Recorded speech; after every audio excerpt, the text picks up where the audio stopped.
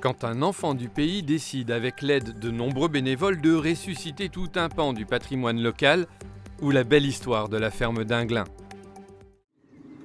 Dans le pays de Bouzonville, cette ferme est connue sous le nom de ferme Muller, les anciens propriétaires. À l'abandon depuis 20 ans, la bâtisse est rachetée 70 000 € par un enfant du pays qui compte lui donner une nouvelle vie.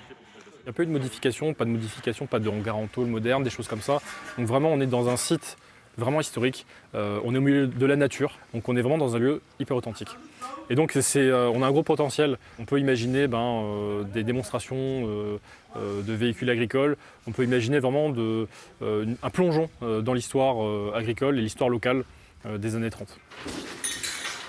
Ouais, Thomas ? Ouais. Donc ici, ce qu'on va faire, on va tout dégager, faire propre. Et comme ça, on va pouvoir 30 bénévoles prennent sur leur temps libre pour rénover cette ferme. Des travaux titanesques qui vont prendre au moins 5 ans avant l'ouverture au public. C'est vrai qu'il y a pas mal de travail, mais avec les groupes associatifs, les gens qui viennent, peu à peu, on avance dans nos projets de la sauvegarde du patrimoine. Si chacun apporte sa petite pierre à l'édifice, ça permet de réaliser des grands travaux comme ça. Et peut-être qu'avec les années qui ont passé, les nouveaux membres qui arrivent dans l'association, on pourra faire quelque chose d'ici même très bientôt de concret. La bâtisse comporte 2 corps de ferme de 500 et 1000 mètres carrés. Avec le temps, des travaux de sécurisation sont devenus obligatoires.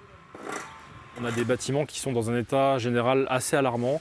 Le bâtiment qui est sur notre gauche, qui fait à peu près 1000 mètres carrés, est dans un état à peu près correct si on mène des travaux assez rapidement.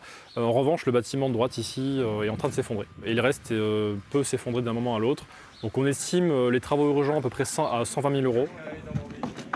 Pour financer une partie des travaux, l'association a fait appel à la Fondation du patrimoine.